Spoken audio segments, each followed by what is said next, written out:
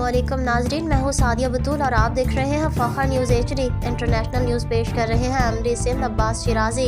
अक़वाम मुत्तहिदा के secretary general Antonio Guterres 7 अक्टूबर के वाक़यात को तकरीबन 7 माह गुजर जाने के बाद भी गज़ा में लोगों की हालत ज़ार रोज़ बरोज़ अबतर होती जा रही है।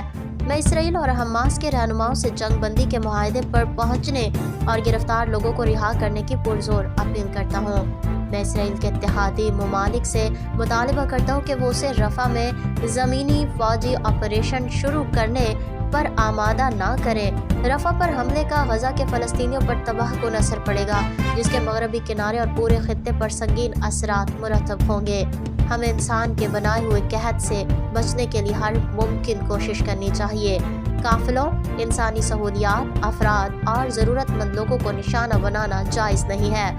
मैं इसराइली हुकूमत से मुतालबा करता हूँ कि वो गज़ा में इमदाद की फरहमी में तेज़ी लाए और UNRWA समेत उसके साथ आने वाले अमले को तहफ़्फ़ुज़ फराहम करे।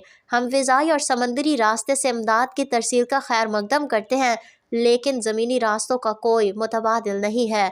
ये ज़रूरी है कि गज़ा में हाल ही में दरियाफ़्त होने वाले इज्तिमाई कब्रों की आज़ादाना तहक़ीक़ात हो।